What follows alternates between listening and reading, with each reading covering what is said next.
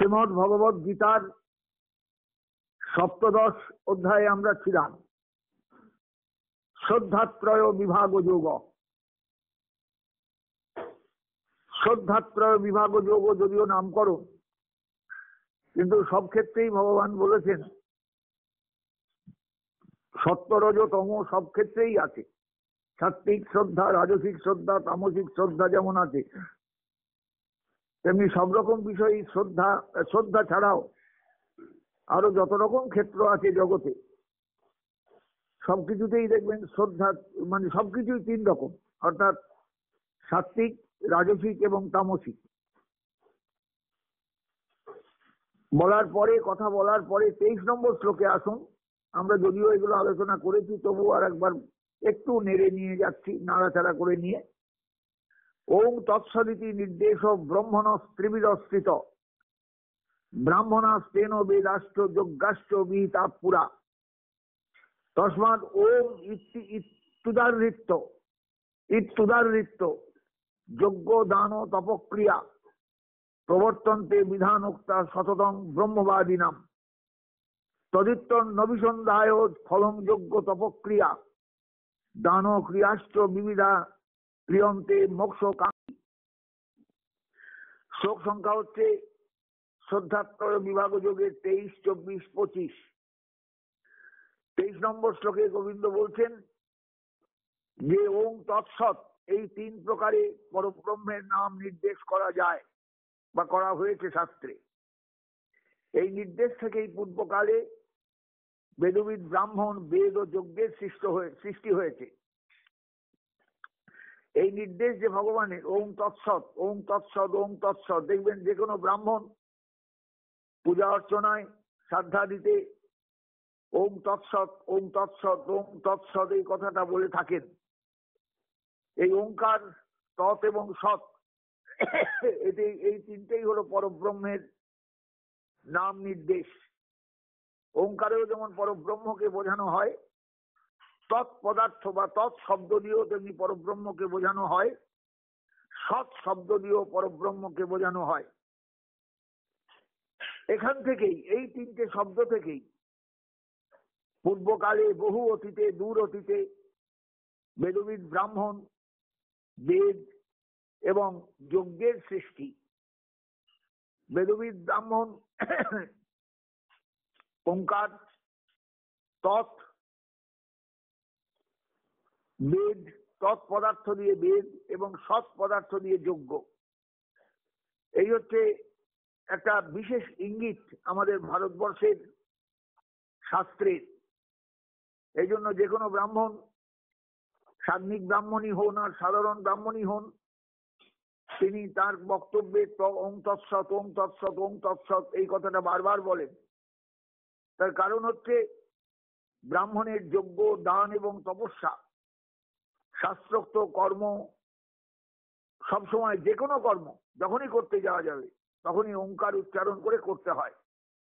ওম তৎসৎ, ওম তৎসৎ, ওম তৎসৎ এটা বলতে হয়, নইলে শাস্ত্রীয় কোনো পদক্ষেপ নেওয়া যায় না। যারা মুখ্য পরিষ্কার বলছেন, শ্লোকের তাৎপর্যই হলো 23 নম্বর শ্লোকের ওম তৎসৎ এই তিন প্রকারে পরব্রহ্মের নাম নির্দেশ করা হয়েছে শাস্ত্রে।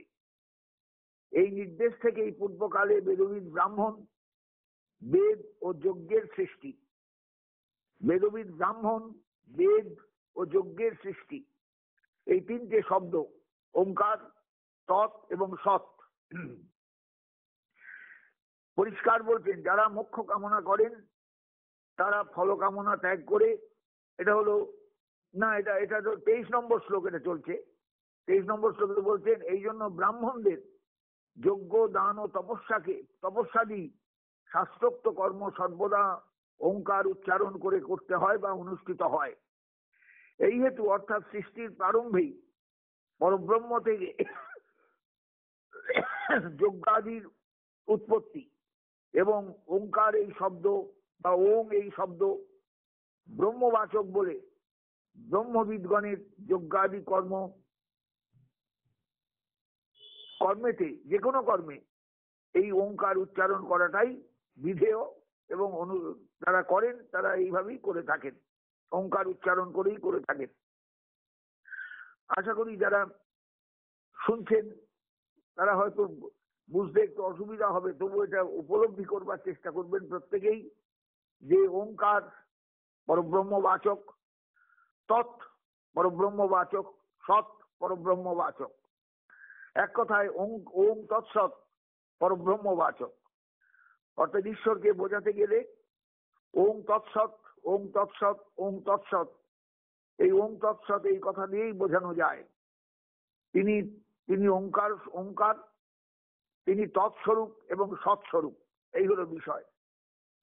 তৎশব্দ ব্রহ্মবাচক, পরম পবিত্র ও চিত্তশুদ্ধিকর। সুতরাং নিষ্কাম কর্মমাত্র এই শব্দ উচ্চারণ করে করতে হয় বা করা উচিত।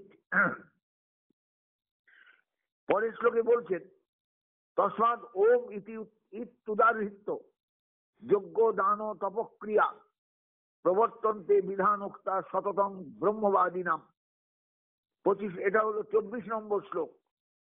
এই জন্য ব্রহ্মবাদী যারা, যারা ব্রহ্মবাদী, যারা ব্রহ্ম বিষয়ক চিন্তা ভাবনায় ব্যস্ত থাকেন, ব্রহ্মবাদীগণের যজ্ঞ দান ও তপস্যাদি শাস্ত্রোক্ত কর্ম সর্বদা ওঙ্কার উচ্চারণ করে অনুষ্ঠিত হয়। যে কোনো ব্রহ্মবাদী ব্যক্তির সঙ্গে একটু যদি ওঠা বসা করেন, এখনো আছেন তারা, সংখ্যা হয়তো অনেক কম, কিন্তু আছেন তারা, তাদের দেখবেন কথার মধ্যেই ওঙ্কারের উচ্চারণ বা এই তৎপদার্থ সৎ পদার্থের উচ্চারণ, ওম তৎসৎ, ওম তৎসৎ, ওম তৎসৎ। আমি যে কোনো পূজা অর্চনা করতে গেলেও প্রথমে ওম তৎসৎ এটা বলে নিতে হয়। এই যে এবার বলছেন 24 নম্বর শ্লোকে, বাংলাটা আগে বলি আপনাদের, যে তস্মাৎ ওম ইত্যুদাহৃত্য যজ্ঞ দান তপক্রিয়া প্রবর্তন্তে বিধানোক্তা সততং ব্রহ্মবাদী নাম। 24 নম্বর শ্লোক।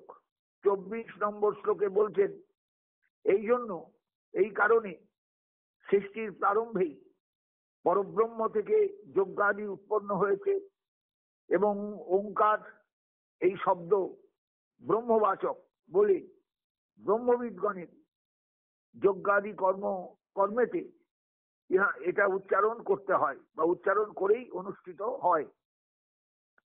পরিষ্কার বলছেন, এটা হলো 24 নম্বর শ্লোক। তস্মাৎ ওম ইতি ইত্যুদাহৃত্য যজ্ঞ দান তপক্রিয়া। অতএব ওঙ্কারকে উচ্চারণ করে, ওঙ্কারকে নিয়ে যজ্ঞ দান যে কোনো তপস্যা, যে কোনো ক্রিয়া প্রবর্তন্তে মানে করা হয়ে থাকে।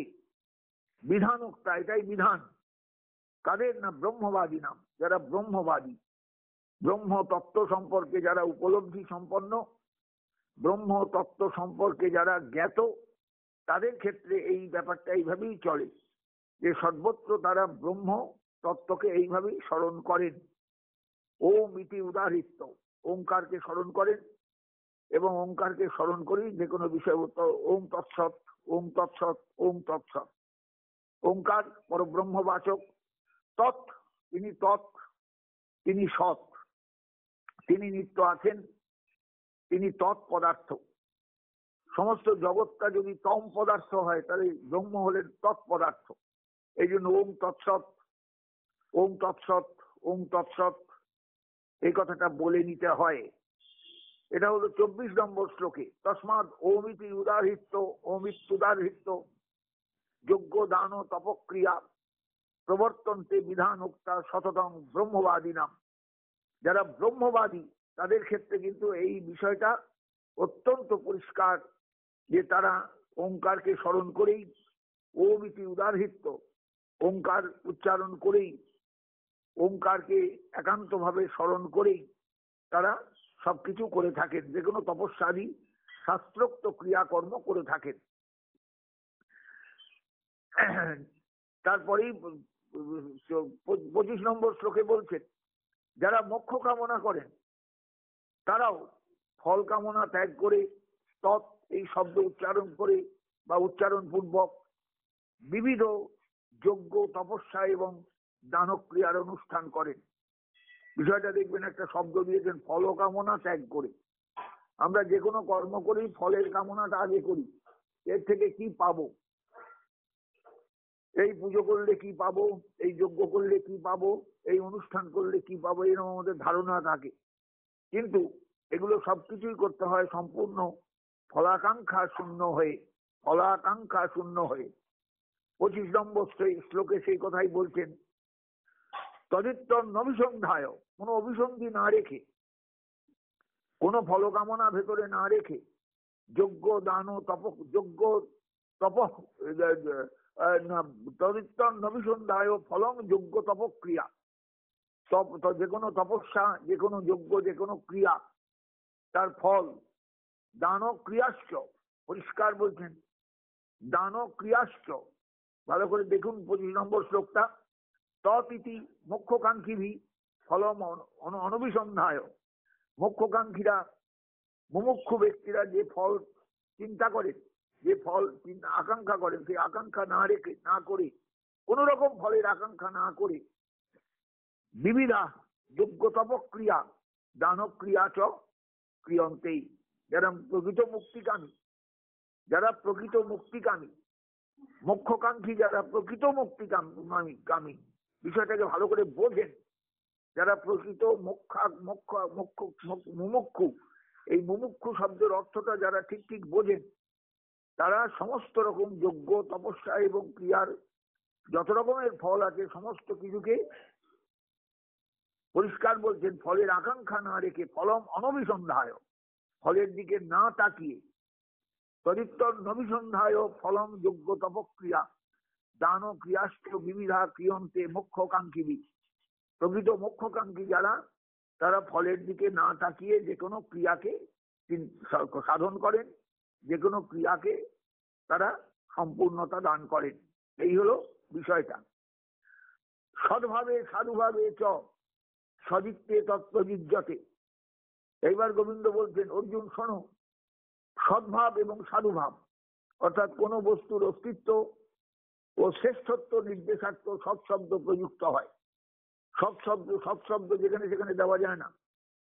পরিষ্কার বলছেন, সদ্ভাবে সাধুভাবে চ, যেখানে সদ্ভাব আছে, যেখানে সাধুভাব আছে, অর্থাৎ বস্তুর অস্তিত্ব ও শ্রেষ্ঠত্ব যেখানে আছে, সেখানে, অর্থাৎ যে কোনো মঙ্গলাদি মঙ্গল কর্মে, প্রশস্তে কর্মণি তথা সৎশব্দ পার্থযুজ্যতে। প্রশস্তে কর্মণি, এই কর্মগুলো প্রশস্ত, আমাদের সমাজে, আমাদের পারিবারিক ক্ষেত্রে, আমাদের গৃহ ক্ষেত্রে, সর্বত্র যে কথাগুলো একান্তভাবে, যে কথাটা একান্তভাবে প্রযোজ্য, সেটা হলো আমি যে কর্মটা করছি সেই কর্মটার উদ্দেশ্যটা কি, এটা আমাকে চিন্তা করতে হবে সব সময়।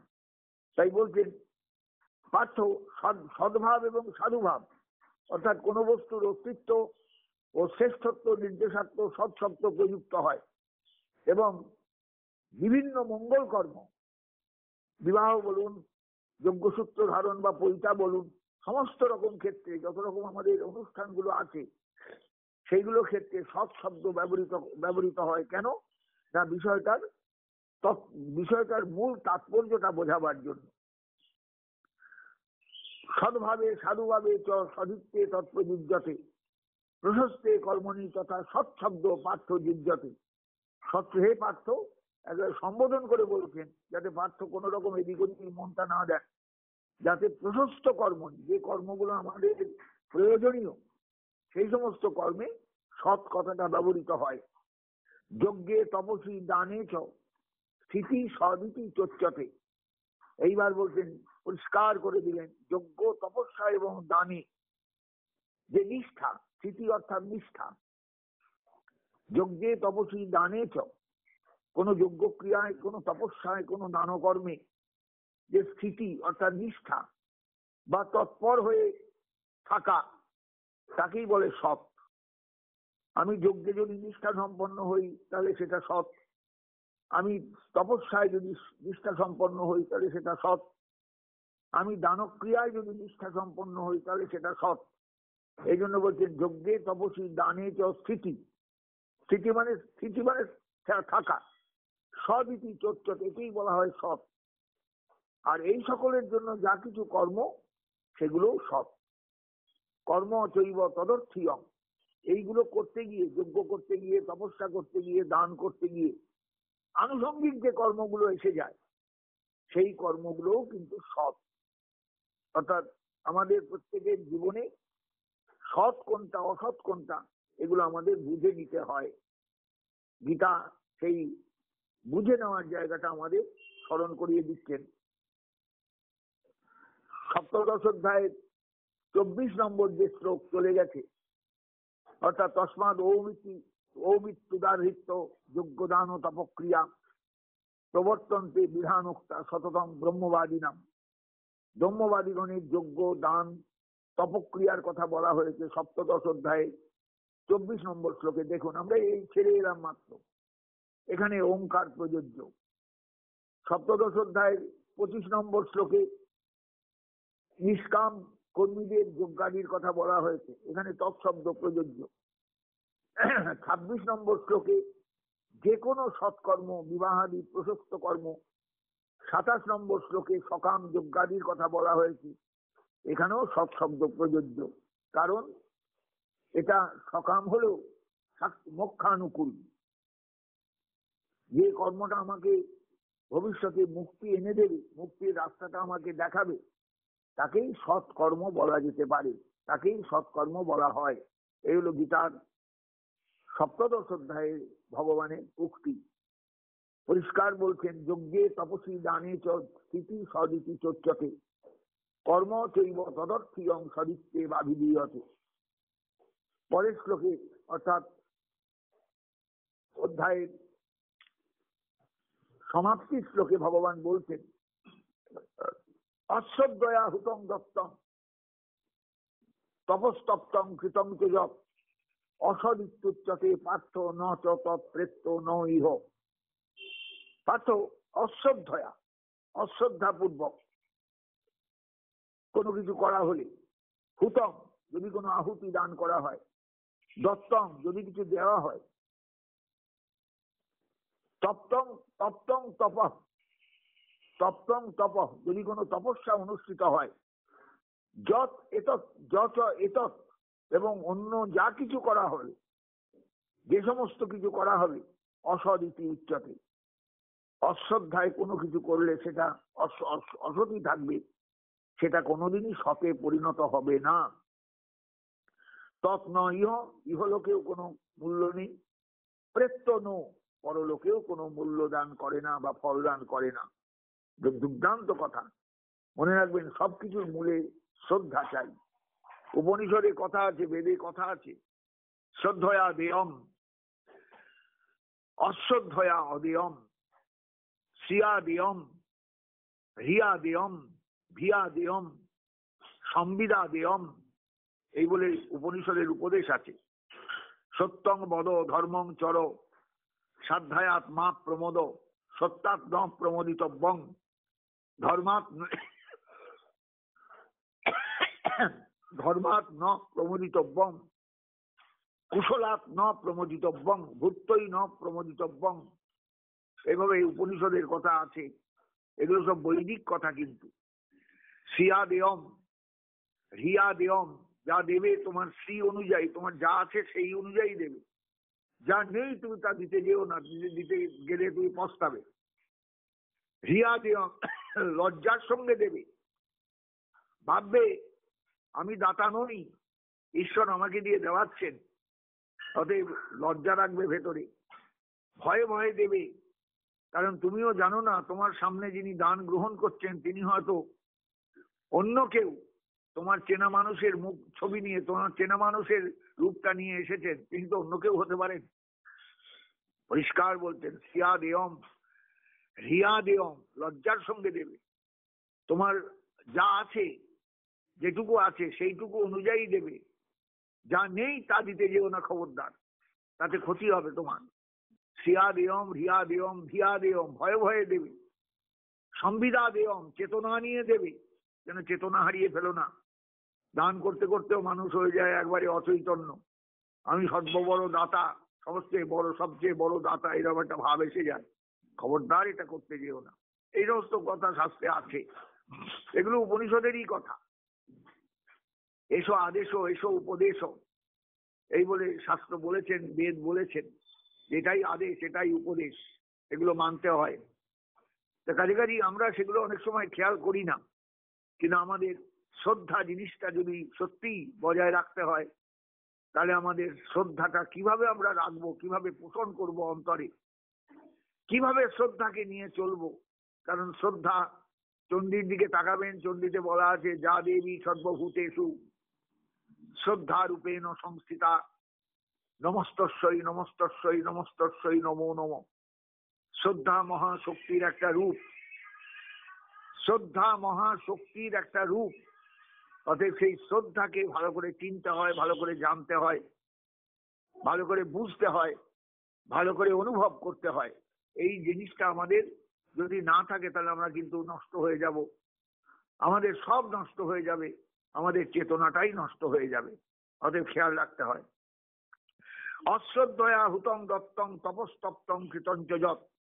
অশ্রদ্ধায় যদি কেউ হোম করেন, আহুতি দান করেন, কোনো জপ তপ করেন, তাহলে কিন্তু সেটা অসৎ, কখনোই তার সৎ হবে না। কারণ যেহেতু আমার শ্রদ্ধা সেখানে ছিল না, আমি শ্রদ্ধা সম্পূর্ণরূপে সেখানে দিতে পারিনি, আমি অশ্রদ্ধা নিয়ে করেছি সবকিছু। অতএব ফল, নিষ্ফল, জিরো একদম। অসদিত্যুচ্যতে পার্থ ন চতৎপ্রেত্য ন ইহ। এবং এইরকম শ্রদ্ধাহীন হয়ে কোনো কিছু করলে, হে পার্থ, হে অর্জুন, তাকে অসৎ বলা হয়। অসৎ মানেই যাহা সৎ নয়, যার অস্তিত্ব নেই। অতএব সেটা এই জগতেও কল্যাণকর নয়, পর জগতেও কল্যাণকর নয়।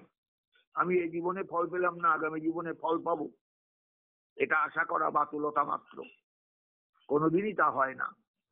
অতএব শ্রদ্ধা জিনিসটাকে আমাদের খুব ভালো করে বুঝতে হয়, খুব ভালো করে বোঝা দরকার, খুব ভালো করে শ্রদ্ধা সম্পর্কে আমাদের একটা চেতনা থাকা দরকার, যাতে আমাদের যে কোনো কিছুতে, যে কোনো বিষয়ে যেন আমরা শ্রদ্ধাশীল হয়ে চলতে পারি, শ্রদ্ধাশীল হয়ে দাঁড়াতে পারি, শ্রদ্ধাশীল হয়ে আমাদের যেন সবকিছু চলে, এটা আমাদের ভাবা উচিত, জানা উচিত, বোঝা উচিত। অশ্রদ্ধয়া হুতং দত্তং তপস্তপ্তং কৃতঞ্চ যৎ। অসদিত্যুচ্যতে পার্থ ন চ তৎপ্রেত্য ন ইহ। অশ্রদ্ধায় যদি কিছু করা হয়, যদি কোনো আহুতি দান করা হয়, হুতং দত্তং যদি কিছু দেওয়া হয়, যদি কিছু আমরা করে থাকি, তাহলে সবই কিন্তু অসৎ, সবই অসৎ, সবই অসৎ। হে অর্জুন, ইহকালেও তার কোনো ফল নেই, পরকালেও তার কোনো ফল নেই। অধ্যায় শেষ হলেন। আমাদের শ্রদ্ধাত্রয় বিভাগ যোগ, আমরা একটুখানি সামান্য মাত্র এখানে ছিল বাকি আলোচনা, আমি যতটা সংক্ষেপে পারলাম আপনাদের কাছে একটু তুলে ধরলাম।